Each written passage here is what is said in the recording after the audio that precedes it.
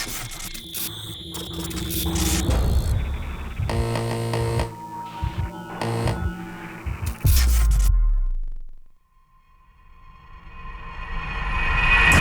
y'all, what's spookin'? It's Holly and welcome back to my channel. If you're new here, hello, my name is Holly. I am a psychic and I am into the paranormal. If you have not subscribed, I would love you forever if you did, and also watch any of my other videos that you haven't seen as well. Before we get into this video, I am going to say I am probably going to mess up a lot of the wording, probably a good 200%. So I'm just letting y'all know now. This one was actually the most highly requested that I did get, so I decided to do it. This one is a urban legend that I actually personally know, and I think some of y'all may have. This urban legend is well known to the places in Mexico, Texas, Southern California, Arizona, and also Southern Colorado as well. And that is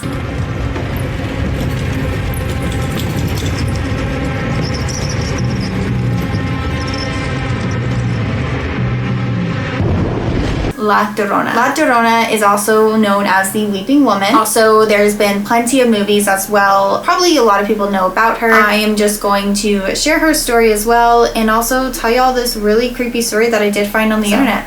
Let's get started. So this urban legend, I did look up and it did say that it started in like the 1517.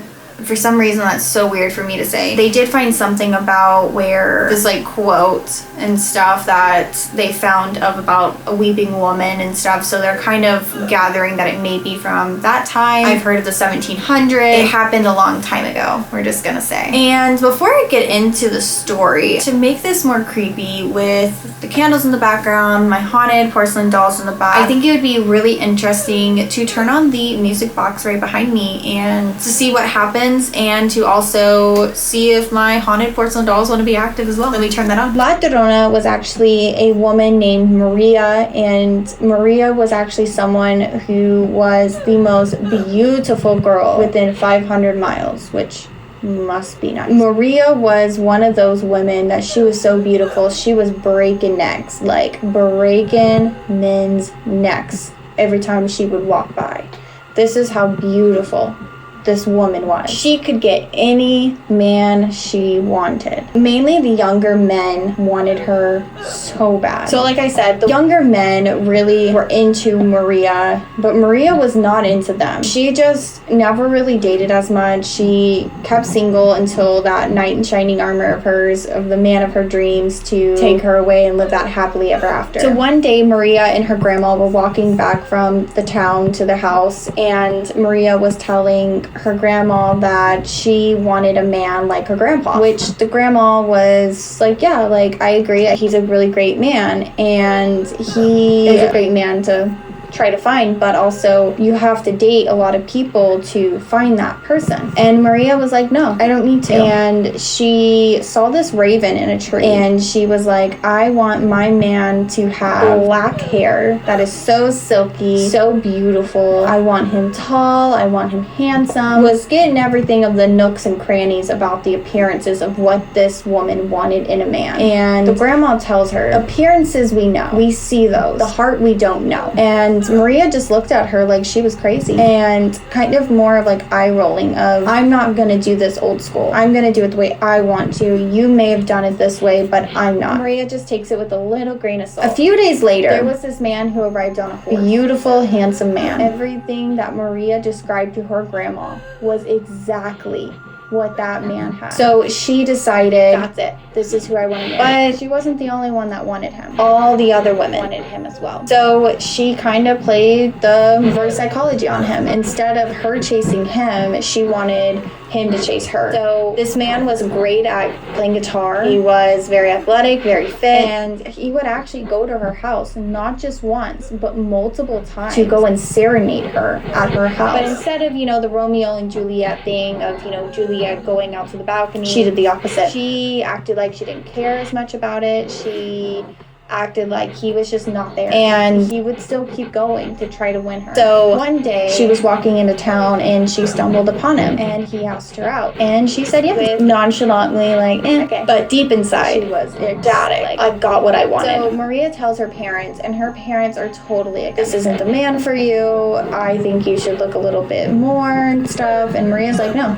this is who I want to marry. Them getting to know each other, they end up getting married, and they have 2 beautiful children, like beautiful children. And after everything got settled back down, the husband now of Maria's man crush was a guy who trained horses, and not just any horses, wild horses. He would capture them randomly, train them, take them to town, and then sell them, and then start back from scratch. And he made a lot of money out of this. Maria was a stay-at-home mom, and her family wasn't as wealthy. They also worked hard for their money. When the husband would go and do his work, or work as I should say, she would be left at home with the kids for months, and not just 1 or 2 months, like 3, 4, maybe 5 months. And Maria was just expecting her husband just to come back, and he did. He came back, and Maria was so ecstatic to see him again, to hug him, to touch him, just to be with him. And when he was walking to the house and Maria was the first one to greet him, he looks at her and says, I'm not here for you, I'm here for the children. And as expected and as should be, she was very caught off guard and was very upset and a little mad, and I don't blame her for it. I would be too. So Maria, without starting a fight, since he just got home, she would,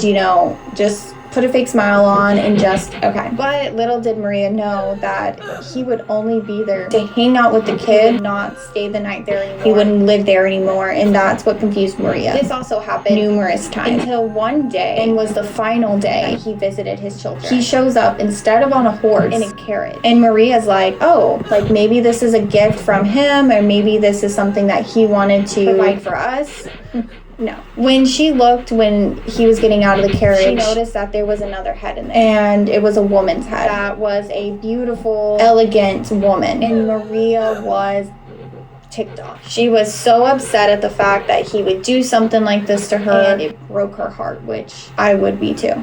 Maria ended up getting super jealous. Jealous at the fact that 1, her husband is spending all this time with the kids and none with her. 2, that he found this woman that is apparently way better than her, and she was not okay with it. So after their visit, she grabbed the kids and took them down to the river. When she took them down to the river, she ended up drowning them. So much rage of upsetness, anger, and jealousy all built up into one. She didn't think about it. She just did it. Once the kids stopped breathing and panicking under the water, she simply let them go. The flow of the river was pretty fast. It wasn't a steady river. It wasn't a calm. It was flowing. So once Maria released them, they got a good couple of feet away from her, and she realized she made the biggest mistake ever. So she wanted to save her kids. She got out of the river and started running on the side to catch up to them. But the second she got close to them, there was a root sticking out, and she tripped over it and fell. She ended up hitting her head on a rock, killing her instantly. When her head hit the rock and killed her instantly, her body rolled into the river, washing her away. A couple of days later, a lot of people were asking where Maria was and where her children were. No one knew. No one had a single clue where she was, and it became a concern to people until there was people walking the river, and they see a body washed up on the side, and they found out it's Maria. But the kids were never found. They ended up burying her body exactly where she died, because I guess back then they didn't have any cemeteries or didn't have a place for bodies, and so usually where you died is where they buried you. A couple of nights later, after they buried Maria, they started hearing this very faint noise of a woman crying. It got to the point where some people were hearing it, and some people thought it was just the wind. So they didn't think much of it until one night they heard it clear as day. A woman crying. When they heard the woman crying, they instantly knew it was Maria. They knew the kids were gone. The woman saw something happened to those children. Had to have been. So this happened every single night after that. And instead of being known as Maria, they called her La Llorona, aka the Weeping Woman. So after reading that story, even hearing it numerous times, so I started looking up about these cases to see if there was anything about La Llorona taking anybody, and I didn't find anything. But the one odd thing I did find was actually articles back in the 1970s that women would kill or try to kill their children. Looks at Mallory. So they were all unsuccessful of trying to go through with the plan and stuff. They ended up getting caught. I did find that very interesting because they were all in Texas. It was super bizarre. But this next story I did find on the internet, like I said, and it's about these two brothers. These two brothers that are named Bryce and Johnny decide that they were gonna go out and just kind of hang out with their friends, go play in the park, go do something, get out of the house. The one thing that their mom always told them was to watch out for La Llorona, and you need to be back by a certain time or she'll get you. So the boys never thought much of it. They always thought the mom was just messing with them, just trying to scare them. Like they did not believe it whatsoever. And the boys actually were trying to see if they can figure out if she's real or not. So it got dark outside and they decided they're gonna camp out by the river. As the hours ticked by, they don't hear much. They just hear the water going. They don't hear a woman. And so Johnny starts thinking, this is BS. Mom's trying to scare us. I think we should just go back home. Let's just get in trouble, get our punishment, and let's just call it a day. So Bryce decides, yeah, I think that's a good idea too. But the absolute second, they grab their bags and start heading home, not even taking 2 steps away from their spot that they were at, Johnny and Bryce both hear this loud crying noise. And Johnny and Bryce look at each other of what to do. And Johnny decides, I'm going to figure this out and I'm going to see if this is actually La Llorona. So Johnny walks over there, but instead of hearing the crying louder, he hears it getting lower and lower until it was a faint cry. When he rounded the corner slowly, he sees this woman in white crying alone. So Johnny goes over to her and says, are you okay? As the woman is crying in her hand, she's asking Johnny, are you my children? And Johnny looks at this woman. What? No, I'm not. You're not my mom. And the lady starts sobbing again and then asks Johnny another time, are you my children? And Johnny starts getting super paranoid. Is he being set up with this? Is he not? He does not know. So he starts slowly backing away. But the second he starts backing away, she slowly rises up and says, you're my children. Come here. Instantly, Johnny and Bryce look at each other so quickly and they start running. They start hearing the sobbing again as it was faint. But then as they're going away from the river, it starts getting louder. Thinking it's so weird, is she behind us? As Johnny and Bryce both turn around to look, there was not a single sight of this woman. So they stop right there for a second and they slowly start walking back. Why did they do it? I have no clue. And they see that woman standing there. You are my children, is what she said. And it starts following them. Bryce and Johnny start booking it all the way to their house. The second they open up the door, they are met with their mom. As to be expected, the mom asks, where have you been? Johnny and Bryce instantly look at each other, and before Bryce can say anything, Johnny says, sorry mom, we were late. The mom asked where they were, and he said, we were caught up at the playground. Not even bothering to tell her about what just happened at this riverbank, the mom just simply tells them to go up to their room. And as they do, as they were getting ready for bed, Bryce looks at Johnny and says, why didn't you tell her? Johnny stops what he's doing to look at Bryce and says, she would never believe us. Thank y'all so much for watching. I do appreciate it. If you have not liked and subscribed and hit the bell button, I would appreciate it so incredibly much. If you find these videos very interesting, please let me know as well. Comment it down below. If you have any requests or any type of urban legends, scary stories, let me know, or anything you want me to do with these bad boys back here, besides if there's any harming involved.